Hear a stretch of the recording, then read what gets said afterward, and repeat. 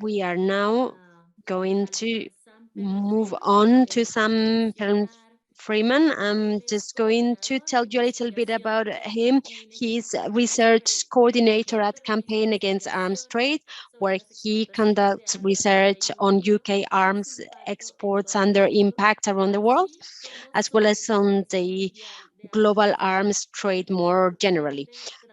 He previously worked at the World Peace Foundation for their project on global arms business and corruption. Before that, he was a senior researcher at the Stockholm International Peace Research Institute, SIPRI, from 2007 to 2016, working on issues of military expenditure, arms industry, and arms trade. Some of his recent work has focused on arms exports to conflict zones, UK military spending, and the climate crisis, the political economy of the global arms industry and trades, as well as corruption in the arms trade. Sam, thank you very much for being with us today. We are all ears. Thank you. Okay, thank you very much, Stefania, and thank you very much to WRI to have me here. And it's really great to hear the presentations of Ray and Rosa as well. Really interesting and also very relevant to our work as well. So I'm going to talk about the UK arms trade with Saudi Arabia, which for a long time has been the UK's biggest arms customer. The war in Yemen, the role of the UK arms trade in the devastating war in Yemen, and CAT's resistance to that arms trade, specifically on the legal front, attempt to use the law to stop UK arms sales to Saudi Arabia. Of course, this is only one of the tactics among many that we use in opposing the arms trade to Saudi Arabia and elsewhere. And we have grassroots opposition, work with parliamentarians, a lot to do with what Ray called stigmatization, trying to sort of make the arms industry, the arms trade's name as dirty as possible among investors, university students, and so forth. And of course, all of these are very much interlinked. We are under no illusions that legal means alone will stop the arms trade with Saudi Arabia, but I will focus on our legal cases due to reasons of time. So Saudi Arabia, as I say, for the last couple of decades has been by far the UK's largest arms customer and has been a major customer going back many, many decades. But the big deals that form the basis of this trade were, first of all, the Al Yamama deals signed in 1985 and 1993, and then the Al Salam deal signed in 2007, which were agreements between the UK and the Saudi government to government deals, then contracted out to the big arms companies, most importantly, BAE Systems. They've involved the sale of first Tornado and then Typhoon combat aircraft, Hawk trainer light attack aircraft, a whole load of bombs and missiles, communication systems, the works, you name it pretty much, as well as ongoing maintenance and support for that equipment, especially for the Saudi Air Force, that's carried on throughout that period in Saudi Arabia, mostly by BAE Systems. BAE have over 6,000 employees on the ground in Saudi Arabia, providing this support, working hand in hand with the UK MOD, who also have personnel there. And this succession of deals has been worth, since 1985, around 79 billion pounds in revenue to BAE Systems. So absolutely vast and far more than any other UK arms export customer. The deals were incredibly corrupt. UK police investigators estimated that about £6 billion in bribes were paid to Saudi decision makers, generals, princes, agents, and so forth to facilitate these deals. That was before the UK government shut down the corruption investigation into these arms deals to protect this relationship, which has been seen as of such central importance by the UK state under successive governments in terms of maintaining the UK arms industry, which they again see as as essential to the UK's place in the world as a so-called great military power. Now, for a long time, these arms were not being used for the most part, these major weapons. We saw them maybe as big status symbols, toys for the boys, if you like, as well as obviously this channel for this grand corruption by which Saudi rulers and officials enriched themselves. But since 2015 in particular, they have been used in anger and in earnest with devastating consequences in the war in Yemen.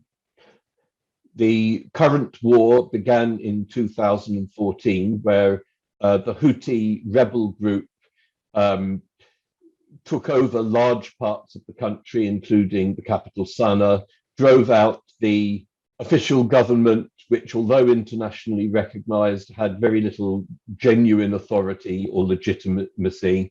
They almost captured the whole country. They were on the verge of capturing Aden in the south as well, when in March 2015, a Saudi-led coalition, including a variety of other, mostly Arab states, intervened on behalf of the government and drove back the Houthis from Aden and from the south of the country. But since then, the war has been going back and forwards, mostly stalemated, with the Houthis still in control of the capital and the majority of the population. The war has seen the deaths of, the UN most recently estimated, 233,000 people, both from the fighting and from the consequences in terms of hunger and disease that have followed in the war's wake. Despite the overwhelming air power that the Saudi coalition has had, thanks to the UK and US arms supplies, they have not been able to win the war. As I say, it is pretty much stalemated at the moment, though still raging. The Saudi coalition, all sides have committed atrocities throughout the war. The Saudi coalition, through their airstrikes, have killed thousands and thousands, at least around 8,500 civilians, in bombing residential areas, schools, hospitals, agricultural facilities, fishing boats, funerals, weddings, marketplaces. And this is something that has been going on throughout the war.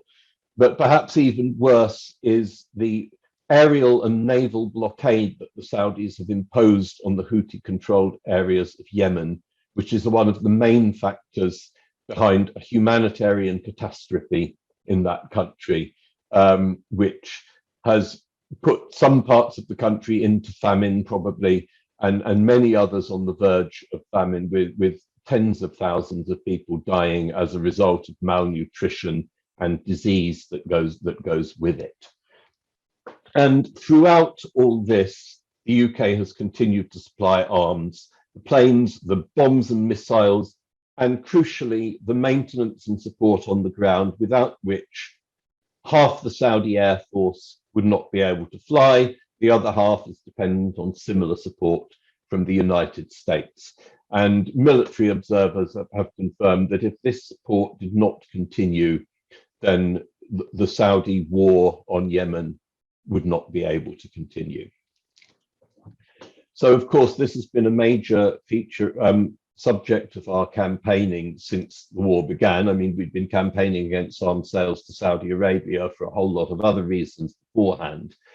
And one of the things that we have tried to do is to hold the UK government to account in the courts to its own export control laws, to try to force them through the proper application of these export control laws to stop these arms sales to Saudi Arabia. So the current UK arms export laws came into force in 2008. There were an update of ones that came earlier, around in the late 90s and in 2002 in particular. And on paper, they are supposed to stop this sort of thing. They are supposed to stop arms being sold if they're going to be used to cause such devastating human rights violations and violations of the laws of war, the targeting of civilians and so forth. But they haven't. The UK government has continued to sell arms despite what their own laws say. Now, there's two things to say about these export control laws. One is that they came about as a result of public pressure discussed at previous policy on arms sales, scandals like the arms to Iraq scandal in the 1990s. And so they were a response to that public pressure by the new Labour government. The other thing to say is that they were designed from the beginning to allow maximum room for flexibility and interpretation, to allow the UK government to continue with its major arms deals unabated, while at the same time claiming to have tightened up, having something that looks good on paper, but which practically has very little effect. So the government frequently claims to have one of the most rigorous and robust export control systems in the world while continuing these sales. But the laws are there. And so as they are there, we can try to enforce them. And in particular, there's a lot of criteria that the government is supposed to consider when they decide on whether to issue arms export licenses. But the one that's most relevant is this one, which I'm also putting in the chat. Having assessed the recipient country's attitude towards international human rights instruments, the government will not grant a license if there is a clear risk that the items might be used in the commission of a serious violation of international humanitarian law. IHL, also known as the laws of war, like you can't target civilians. You must make efforts to distinguish between military and civilian targets. And it is very clear that Saudi Arabia has been targeting civilians, has not distinguished between military and civilian targets again and again. So we first started the process of taking the government to court in January 2016, the first letter from our lawyers saying basically, what are you doing? You seem to be breaking the law here. You need to come up with some answers or we'll take you to court. And the fact that that is soon going to be 6 years ago shows the limitation of this, that court processes take a long time. But we did get our day in court in 2017, and initially we lost the case in the High Court, that the judges ruled that the government were legally entitled to come to the conclusion that they did, that there was not a risk of violations of IHL. Now, you've got to understand that the bar that anyone challenging the government in court has to pass is very high.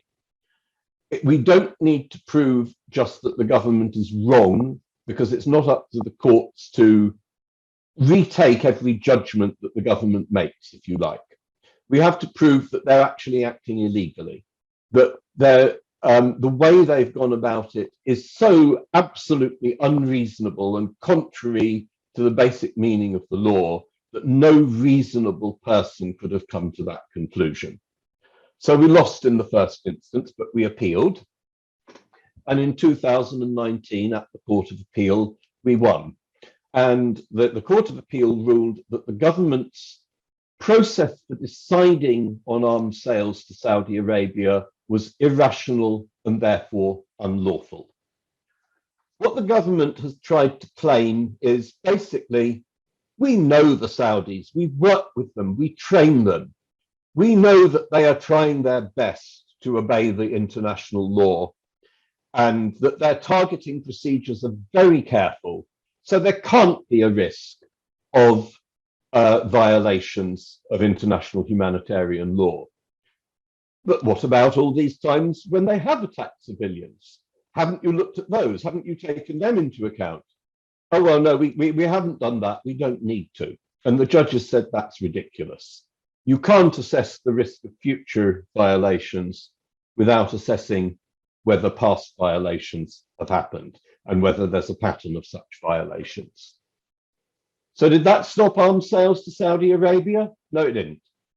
They suspended new licenses. They could continue selling arms under existing licenses, and they had to review their decisions based on a lawful process. And after a year, they announced the result of their review. And they said, well, yes, occasionally the Saudis have violated international law, but these were isolated incidents and only a few of them. And so there isn't a clear risk of future violations. We know they're trying very hard and occasionally they get it wrong, but it's not really a risk of more violations. And again, this is ridiculous. Amnesty, Human Rights Watch, Watana for Human Rights in Yemen, UN panel of experts have again and again said that the Saudis have repeatedly committed so many violations of international humanitarian law. How the government can come to this conclusion, well, we don't know, because the process is still largely secret. So we've taken them to court again, and we've got permission to pursue this case, to have a second judicial review, which, so we lodged the case in October, and October 2020. I'm losing track of time with the pandemic and everything else. And it now looks like the case won't be heard until June 2022 at the earliest. So that will be over 6.5 years since we first initiated this process, and over 7 years, well over 7 years since the war in Yemen started. So that shows the limitations of the legal process. We believe we have a strong case. We really hope that we will win this second case as well as the first one. But even so, we know that won't be the end of the story. The government will once again try to find a way of wriggling around the court's judgment, and that won't be the end of the fight. So yes, we can use the law. Sometimes we can use the law to actually win cases, as well as, of course, generating a lot of public and media attention. But it can never be the whole of the story or the whole of the struggle. So I'll finish there. So thank you very much.